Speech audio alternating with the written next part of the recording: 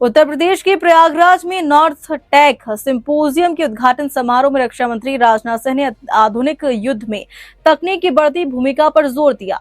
उन्होंने कहा कि समय के साथ युद्ध का स्वरूप पूरी तरीके से बदल चुका है और यह केवल जमीन, आसमान और समुद्र तक सीमित नहीं रहा। साइबर स्पेस और अन्य क्षेत्रों में भी युद्ध की नई चुनौतियां सामने आ रही हैं। प्रयागराज में आयोजित नॉर्थ टेक सिंपोजियम के दौरान रक्षा मंत्री राजनाथ सिंह ने कहा कि आधुनिक दौर का युद्ध तकनीक के बिना अधूरा है। उन्होंने बताया कि हर युग में तकनीक के समावेश ने युद्ध की दिशा और स्वरूप को बदला है। आज के समय में युद्ध केवल पारंपरिक सीमाओं तक सीमित नहीं है, बल्कि साइबर स्पेस और व्यक्तिगत क्षेत्रों तक फैल चुका है। उन्होंने कहा कि द्वितीय विश्व युद्ध के बाद जिन बदलावों को आने में दशकों लगे, वही बदलाव पिछले 10 वर्षों में तेजी से देखने को मिले हैं। राजनाथ सिंह ने इस मौके पर रक्षा क्षेत्र में नवाचार और तकनीकी विकास को और बढ़ावा देने की बात कही, ताकि देश की सुरक्षा को और मजबूत किया जा सके। उन्होंने यह भी कहा कि आर्टिफिशियल इंटेलिजेंस, ड्रोन और डेटा एनालिसिस जैसे ही आधुनिक उपकरण भविष्य के युद्ध में निर्णायक भूमिका निभाएंगे। इसके साथ ही युवाओं और स्टार्टअप्स को रक्षा क्षेत्र में योगदान देने के लिए प्रोत्साहित करने की जरूरत है। जीवन के सभी क्षेत्रों में कम्युनिकेशन, हेल्थ, फाइनेंस, एकेडमिया, सभी में यह चक्र चलता रहता है। क्रांति आती है, पुराने ढांचों को बदलती है और अंततः एक बेहतर कल की नींव भी रखती है। देश के रक्षा मंत्री के रूप में यदि मैं बात करूं तो आप देखिए कि रक्षा क्षेत्र में यह टेक्नोलॉजिकल रिवॉल्यूशन और भी ज्यादा दिख रहा है।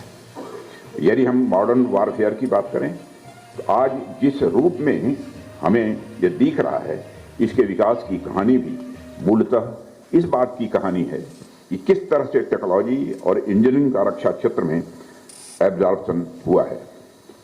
साथियों, इस एब्जॉर्प्शन ने हर कालखंड में वॉरफेयर का चेहरा बदला है। जैसे आप उदाहरण के तौर पर देखिए, सेकेंड वर्ल्ड वॉर और उसके बाद के 50-60 वर्षों के दौर को यदि हम देखें तो इसी काल में हमने बैटलफील्ड में बड़े प्लेटफॉर्म्स और भारी मशीनरी को मेन रोल में देखा है।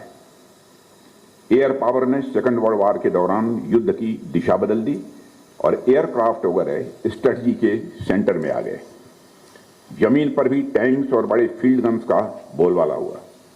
समुद्र में भी बड़े बड़े नेवल वेजल्स और सबमरीन्स का बोलबाला भी तेजी के साथ बढ़ा और इन बड़े प्लेटफॉर्म्स ने कई डिकेड्स तक अपना प्रभुत्व कायम रखा है।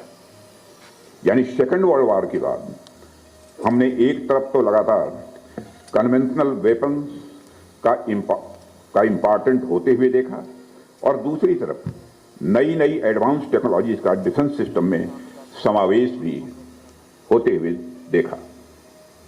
इसके कुछ उदाहरण मैं आपके सामने रखना चाहूंगा। जैसे आप एक फाइटर एयरक्राफ्ट को ही लीजिए। प्रारंभ में यह बहुत एडवांस प्लेटफॉर्म नहीं था, लेकिन धीरे धीरे इसमें मिसाइल फिट की गई, पावरफुल राडार्स और सर्विलेंस सिस्टम्स भी इसमें आए। यानी जिसकी शुरुआत एक बेसिक प्लेटफॉर्म के रूप में हुई, उसमें लगातार टेक्नोलॉजी का समावेश होता गया और वह समय के साथ और अधिक घातक बन गया। लेकिन 21वीं सदी में आने के बाद टेक्नोलॉजी के एक नए युग का भी आगमन हुआ। इंफॉर्मेशन टेक्नोलॉजी, आर्टिफिशियल इंटेलिजेंस जैसे डायमेंशंस भी आए और ये टेक्नोलॉजी हमारे डिफेंस सेक्टर को बिल्कुल न्यू फेज में लेकर जा रहे हैं। इस सच्चाई को सभी को स्वीकार करना पड़ेगा।